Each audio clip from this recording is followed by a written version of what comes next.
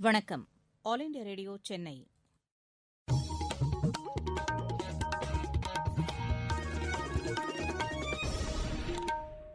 மாநிலச் செய்திகள் வாசிப்பவர் ஜமீர் அக்தர்.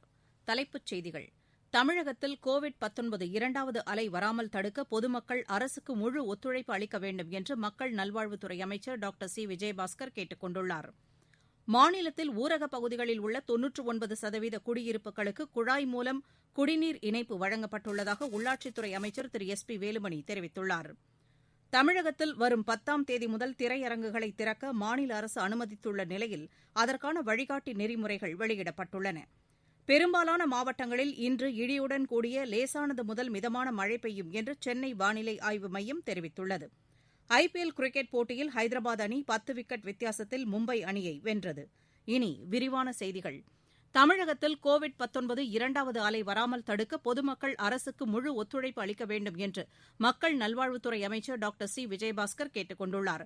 சென்னையில் நேற்று செய்தியாளர்களிடம் பேசிய அவர், மாநிலத்தில் இதுவரை அரசு மற்றும் தனியார் பரிசோதனைக் கூடங்கள் மூலமாக 1,99,519 நபர்களுக்கு கோவிட்-19 தொற்றுக்கான பரிசோதனைகள் மேற்கொள்ளப்பட்டுள்ளதாக தெரிவித்தார். நாட்டிலேயே தமிழகத்தில்தான் அதிகப்படியான நபர்களுக்கு பரிசோதனைகள் மேற்கொள்ளப்பட்டிருப்பதாகவும் அவர் கூறியுள்ளார். தமிழகத்தில் ஆரம்பத்தில் 24 மணி நேரத்தில் பரிசோதனை முடிவுகள் தெரியவந்த நிலையில் தற்போது 10 மணி நேரமாக குறைக்கப்பட்டுள்ளதாகவும் அவர் தெரிவித்தார். நிச்சயமா இன்னைக்கு வளர்ந்த நாடுகளில் இரண்டாவது அலையில அது மிகப்பெரிய பாதிப்பு ஏற்பட்டு கொண்டிருக்கிறது. பாசிட்டிவ் ரேட் அதிகமாகுது. அது ஒரு நாளைக்கு இன்றைக்கு அமெரிக்காவில் 1 லட்சம் கேஸ், யூரோப் கண்ட்ரியில் 2.5 லட்சம் கேஸ் அப்படிலாம் இருக்கக்கூடிய இந்த சொல்ல தமிழகம் இவ்வளவு கட்டுக்கோப்பா இருக்கிறதுனால இந்த இரண்டாவது அலை வராமல் இருப்பது பொதுமக்களுடைய கையில் இருக்கிறது. நமக்கு என்ன சவால் அப்படின்னா, டிசம்பர் நமக்கு மிகப்பெரிய குளிர்காலம், இன்னொன்று நமக்கு பண்டிகை காலம். ஸோ இந்த காலகட்டத்தில் நம்ம டிக்ளைன் போகிறப்ப நம்ம பொதுமக்கள் அரசுக்கு ஒத்துழைப்பு கொடுக்கின்ற பட்சத்தில் நிச்சயமாக இந்த இரண்டாவது அலை வராமல் அரசால் அதை தடுக்க முடியும். டெஸ்ட் எடுக்கணும், ட்ரேஸ் பண்ணணும், அதுதான் இரண்டாவது அலையை ப்ரிவென்ட் பண்ணணும்னு இந்த ஸ்டடி சொல்லுது. அதை நம்ம ரொம்ப சரியாக செஞ்சுட்டு இருக்கோமே. உலக அளவில் தமிழ்நாடு தானே இந்த RT-PCR டெஸ்ட்டை அதிகமாக எடுக்கிறோம், ட்ரேஸி கடுமையாக செய்கிறோம். அதனால் தமிழகத்தில் கண்ட்ரோலாக இருக்குன்றதை இந்த நேரத்தில் தெரிவிச்சுக்கிறேன். மாநிலம் முழுவதும் 4,20,000 காய்ச்சல் முகாம்கள் நடத்தப்பட்டு 2,28,00,000க்கும் அதிகமான நபர்களுக்கு சிகிச்சை அளிக்கப்பட்டுள்ளதாகவும் அவர் தெரிவித்துள்ளார். வரும் 16ஆம் தேதி மருத்துவ கலந்தாய்விற்கான தரவரிசை பட்டியல் அதிகாரப்பூர்வமாக வெளியிடப்படும் என்றும் அவர் கூறினார். தமிழகத்தில் ஒரு 304 பேருக்கு அரசு பள்ளியில் படித்த மாணவ மாணவிகளுக்கு ஒரு மகத்தான ஒரு வாய்ப்பை இன்றைக்கு மாண்புமிகு முதலமைச்சர் அவர்கள் உருவாக்குவதற்கு வழிவகை செஞ்சிருக்கிறாங்க. அரசாணை பிறப்பிச்சு ஆளுநருடைய ஒப்புதலையும் பெற்று ப்ராஸ்பெக்டஸை வெற்றிகரமாக ரிலீஸ் பண்ணிக்கிறோம். தேவையான கைடன்ஸ் கொடுத்துக்கிறோம். அரசு பள்ளி மாணவர்கள் இப்போ எல்லா டிஸ்ட்ரிக்ட்லையுமே ஃபெசிலிட்டி சென்டர் கொடுத்துருக்கோம். யார் வேணாலும் ஈஸியாக அக்சஸ் பண்ணி அந்த ஆன்லைனில் அப்ளிகேஷன் போடுறதுக்கான நடவடிக்கையை மாண்புமிகு முதலமைச்சருடைய ஒப்புதலை பெற்று இந்த மாதம் 16ஆம் தேதி ரேங்க் பட்டியல் அதிகாரப்பூர்வமாக வெளியிடப்படும். ரேங்க் பட்டியல் வெளியிட்ட உடனே இந்த 16ஆம் தேதி தொடர்ந்து ஓரிரு நாளும் கலந்தாய்வு நடத்தப்படும் என்பதை தெரிவித்தார். தமிழக அரசு மேற்கொண்ட தொடர் முயற்சியின் காரணமாக மருத்துவ மேற்படிப்பு மாணவர்களுக்கு 50% இடஒதுக்கீடு உறுதி செய்யப்பட்டுள்ளது என்றும் இதர பிற்படுத்தப்பட்ட வகுப்பினருக்கு 50% இடஒதுக்கீடு பெறப்பட்டுள்ளது என்றும் இந்த இடஒதுக்கீடு வரும் கல்வியாண்டிலிருந்து தொடர்ந்து பின்பற்றப்படும் என்றும் அமைச்சர் விஜயபாஸ்கர் தெரிவித்தார். தமிழகத்தில் ஊரகப் பகுதிகளில் உள்ள 99% குடியிருப்புகளுக்கு குழாய் மூலம் குடிநீர் இணைப்பு வழங்கப்பட்டுள்ளதாக உள்ளாட்சித்துறை அமைச்சர் திரு எஸ். பி. வேலுமணி தெரிவித்துள்ளார். மத்திய ஜல்சக்தி துறை அமைச்சர் திரு கஜேந்திர சிங் ஷெகாவத் தலைமையில் நேற்று நடைபெற்ற மாநாட்டில் காணொலி காட்சி வாயிலாக பேசிய அமைச்சர் தமிழகத்தில் மேற்கொள்ளப்பட்டு வரும் குடிநீர் திட்டப் பணிகள் குறித்து விரிவாக எடுத்துரைத்தார். நடப்பாண்டில் 35 லட்சம் வீடுகளுக்கும் வரும் ஆண்டில் 30 லட்சம் வீடுகளுக்கும் குழாய் மூலம் குடிநீர் வழங்க இலக்கு நிர்ணயிக்கப்பட்டுள்ளது என்றும் அவர் கூறினார். 2024ஆம் ஆண்டிற்கு முன்னதாகவே தமிழகத்தில் ஜல்ஜீவன் மிஷன் திட்டம் நிறைவேற்றப்படும் என்றும் அமைச்சர் உறுதியளித்தார். நடப்பு நிதியாண்டில் காஞ்சிபுரம் மாவட்டத்தில் உள்ள அனைத்து கிராமப்புற வீடுகளுக்கும் 100% குழாய் மூலம் குடிநீர் இணைப்பு வழங்க திட்டமிடப்பட்டுள்ளது என்றும் அவர் தெரிவித்தார். நடப்பு நிதியாண்டில் 6,10,000 வீடுகளுக்கு குடிநீர் மூலம் இணைப்பு வழங்கப்பட்டுள்ளது என்றும் இந்த ஆண்டு இலக்கில் இது 18.2% என்றும் அமைச்சர் திரு வேலுமணி கூறினார். கோவிட்-19 தொற்றினால் பாதிக்கப்பட்டவர்களுக்கு சிகிச்சை அளிப்பதில் கோவையில் உள்ள இஎஸ்ஐ மருத்துவமனை தமிழ்நாட்டிற்கே வழிகாட்டும் வகையில் சிறப்பாக செயல்பட்டு வருவதாக ஊரக வளர்ச்சி மற்றும் உள்ளாட்சித்துறை அமைச்சர் திரு எஸ். பி. வேலுமணி கூறியுள்ளார். அந்த மருத்துவமனையில் 52 லட்சம் ரூபாய் செலவில் அமைக்கப்பட்டுள்ள 11 கிலோ லிட்டர் திரவ கொள்ளளவு கொண்ட ஆக்ஸிஜன் தொட்டி மற்றும் மேம்படுத்தப்பட்ட செவிலியர் விடுதியை திறந்து வைத்த பின்னர் செய்தியாளர்களிடம் அவர் பேசினார். கோவை மாவட்டத்தில் நேற்று வரை 1,05,000 பேருக்கு கோவிட் பரிசோதனை செய்யப்பட்டுள்ளதாகவும் நாள்தோறும் 500 பேருக்கு பரிசோதனைகள் செய்யப்பட்டு வந்த நிலையில் தற்போது 1,500ஆக அதிகரிக்கப்பட்டுள்ளது என்றும் அவர் கூறினார். கோவை இஎஸ்ஐ மருத்துவமனையில் கூடுதலாக 215 படுக்கை வசதிகள் ஏற்படுத்தப்பட்டுள்ளதாகவும் அவர் தெரிவித்தார். நீங்கள் கேட்டுக்கொண்டிருப்பது ஆல் இண்டியா ரேடியோவின் மாநில செய்தி அறிக்கை.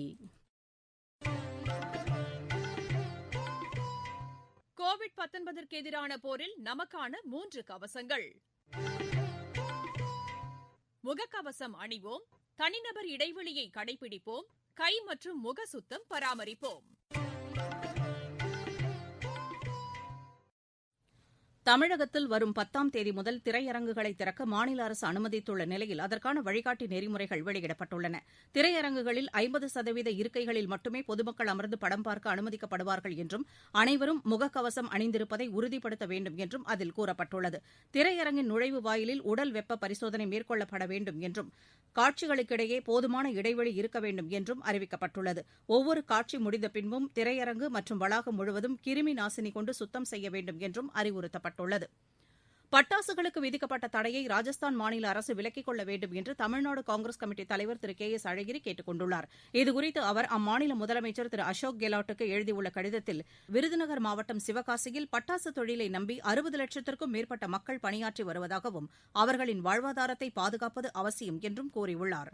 மத்திய மாசு கட்டுப்பாட்டு வாரியம் அங்கீகரித்த அளவில்தான் பட்டாசுகள் தயாரிக்கப்படுவதாகவும் எனவே ராஜஸ்தான் மாநில அரசு சிவகாசியில் தயாரிக்கப்படும் பசுமை பட்டாசுகளுக்கு அனுமதி அளிக்க வேண்டும் என்றும் அந்த கடிதத்தில் வலியுறுத்தியுள்ளார்.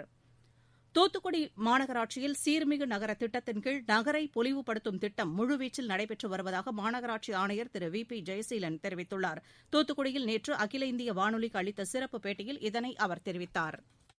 தூத்துக்குடி மாநகரம் 2017ஆம் ஆண்டு மத்திய அரசின் சீர்மிகு நகர திட்டத்தின் கீழ் எடுத்துக் கொள்ளப்பட்டு மத்திய மாநில அரசுகளின் சமமான நிதி பங்களிப்புடன் தற்பொழுது 1000 கோடி ரூபாய் அளவில் சுமார் 56 பணிகள் எடுத்துக் கொள்ளப்பட்டு வேலைகள் நடைபெற்று வருகிறது.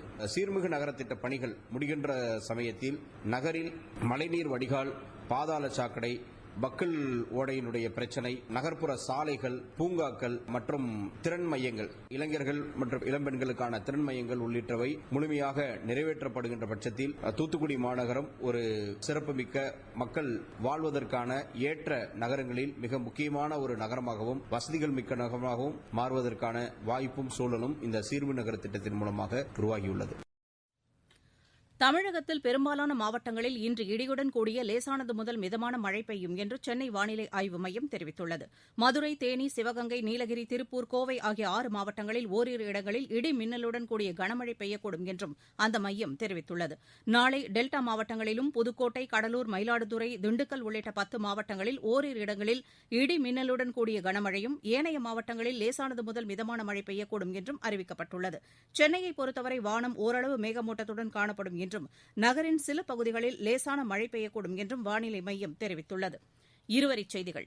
அமெரிக்க அதிபர் தேர்தலில் தற்போதைய அதிபர் டொனால்டு டிரம்பை எதிர்த்து போட்டியிடும் ஜனநாயக கட்சி வேட்பாளர் ஜோ பிடன் முன்னிலை பெற்றுள்ளதாக செய்திகள் தெரிவிக்கின்றன. ஆஸ்திரிய தலைநகர் வியன்னாவில் நடைபெற்ற தீவிரவாத தாக்குதலுக்கு ஐஎஸ் தீவிரவாத அமைப்பு பொறுப்பேற்றுள்ளது. ஆப்கான் தலைநகர் காபூலில் உள்ள பல்கலைக்கழகத்தில் தீவிரவாதிகள் நடத்திய தாக்குதல் மனித தன்மையற்றது என்று இந்தியா கூறியுள்ளது. ஒடிஷா மாநில சட்டப்பேரவை அலுவல்கள் முழுவதும் மின்னணுமயமாக்கப்பட்டுள்ளன. மத்திய பிரதேச மாநிலத்தில் நேற்று 28 சட்டப்பேரவை தொகுதிகளுக்கு நடைபெற்ற இடைத்தேர்தலில் சுமார் 67% வாக்குகள் பதிவாகியுள்ளதாக செய்திகள் தெரிவிக்கின்றன. தருமபுரி மாவட்டத்தில் அரசு புறம்போக்கு நிலங்களில் வசிப்பவர்களில் தகுதியானவர்களுக்கு 30 நாட்களுக்குள் பட்டா வழங்க மாவட்ட ஆட்சியர் திருமதி கார்த்திகா உத்தரவிட்டுள்ளார். திருவள்ளூர் மாவட்டத்தில் தாட்கோ மூலமாக ஆதி திராவிடர் மற்றும் பழங்குடியின மாணவர்களுக்கு குறுகிய கால இலவச திறன் மேம்பாட்டு பயிற்சி அளிக்கப்பட உள்ளதாக மாவட்ட நிர்வாகம் அறிவித்துள்ளது. கோவை மாவட்டத்தில் வடகிழக்கு பருவமழை காலத்தில் தண்ணீர் தேங்க வாய்ப்புள்ள பகுதிகளை கண்டறிந்து உரிய முன்னெச்சரிக்கை நடவடிக்கைகளை மாவட்ட நிர்வாகம் மேற்கொள்ள வேண்டும் என்று அம்மாவட்டத்திற்கான கண்காணிப்பு அலுவலர் திரு முருகானந்தம் கேட்டுக் கொண்டுள்ளார். விளையாட்டுச் செய்திகள். ஐபிஎல் கிரிக்கெட் போட்டியில் ஹைதராபாத் அணி 10 விக்கெட் வித்தியாசத்தில் மும்பை அணியை வென்றது. ஷார்ஜாவில் நேற்று நடைபெற்ற இந்த ஆட்டத்தில் முதலில் விளையாடிய மும்பை அணி நிர்ணயிக்கப்பட்ட 20 ஓவரில் 8 விக்கெட் இழப்பிற்கு 149 ரன் எடுத்தது. 150 ரன் எடுத்தால் வெற்றி என்ற இலக்குடன் பின்னர் விளையாடிய ஹைதராபாத் அணி 17.1 ஓவரில் விக்கெட் இழப்பின்றி 151 ரன் எடுத்து வெற்றி பெற்றது.